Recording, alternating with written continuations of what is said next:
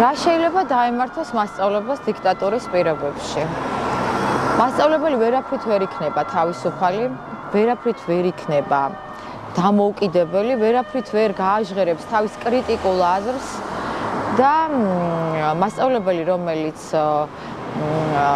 ვერ აძლევს მაგალითს ბავშვს, რომ იყოს თავისუფალი, მას შეძლოს თავისი აზრის მომაღლა დაფიქსირების უნარი, ის ვერასოდეს ვერ გაზრდის თავისუფალ თაობას. მასწავლებელი ასევე შეზღუდული იქნება პასუხის გაცემაში, იმიტომ რომ ბავშვი, რომელიც ეს თაობა, რომელიც თავისუფალ საქართველოში დაიბადა და უნიჭიერესი ბავშვები არიან, ზოგჯერ ისეთ შეკითხვებს გისვამენ გაკვეთილზე, რომ აუცილებლად უნდა გასცე პასუხი და მე ვერ ვიქნები და ვერც ერთი მასწავლებელი, რომ ბავშვებს ჩემი აზრი გაუჟღერო და აი მახსოვს ბავშვობაში რაღაც მასწავლებელს როდესაც უსვამდით შეკითხვას, ის ან იცილებდა ამ შეკითხვას, ან გვაჩერებდა, ან შეურაცხყოფით გვიბრუნებდა, რომ ჩვენ ვართ უზრდელები და არ გვქონდა კრიტიკული კითხვის დასმის უფლება.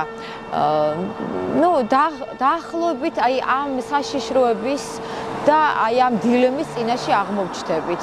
და უფრო მთავარი მაინც ის არის, რომ არც განათლებას არ აქვს ფასი და არაფერს, თუკი ჩვენ ქვეყანას დავკარგავთ და ასე მარტივად შევეგუებით იმ რეპრესიულ კანონებს, რა კანონებსაც გვიკანონებს არსებული არალეგიტიმური ხელისუფლება. როდესაც დიქტატურა საბოლოოდ დამყარდება ამ ქვეყანაში, მე როგორც ჩემს საგანზე შემიძლია უშუალოდ ვთქვა, აი მე-7 კლასის სახელმძღვანელოში არის ესეთი მასალა, ჯუზეპე ვერდი და ეგვიპტური საკრავები. სანამ ბავშვებს ეგვიპტურ საკრავებზე და ოპერა, კონკრეტულად ოპერა აიდაზე ვესაუბრები, მანამდე უნდა უთხრა, ხო, კომპოზიტორის შესახებ, უნდა მოუყვე ვინ იყო, რატო დაწერა, რა ისტორიული და სოციოლოგიური ფონი იყო იმ დროს ქვეყანაში, ხო? ჯუზეპე ვერდი იყო სამოქალაქო აქტივისტი.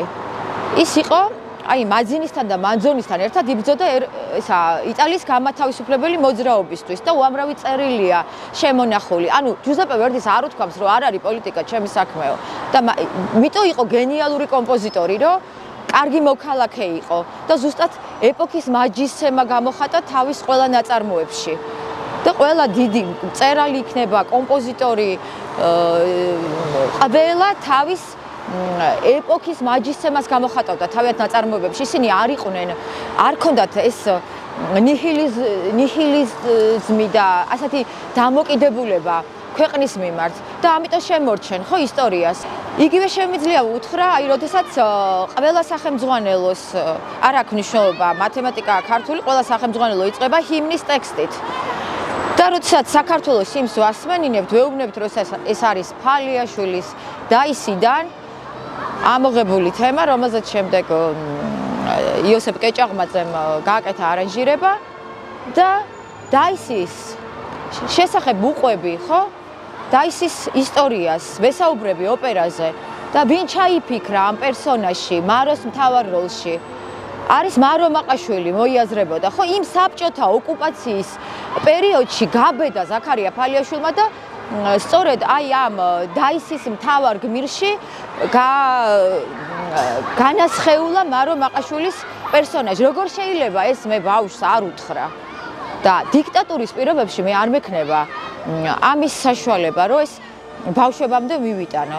იმიტომ რომ მე ვიქნები პოლიტიზირებული მასწავლებელი და მე ამისთვის დავისჯები და მე ამისთვის გამომაგდებენ სამსახურიდან. მე მაქვს კითხვა მასწავლებლებთან. თქვენ რომელს აირჩევდით? სინდის, საკუთარი სინდის სისხმას მოусმინოთ და რასაც სინდის იგი განახებთ ის გააკეთოთ, თუ კომფორტის ზონაში დარჩენას და დამერწმუნეთ, რომ დიქტატურის პირობებში ვერავინ ვერ იცხოვრებს კომფორტულად. ვერც მასწავლებელი, ვერც ექიმი, ვერც მოსწავლე, ვერც ხელოსანი და ვერც ერთი პროფესიის ადამიანი.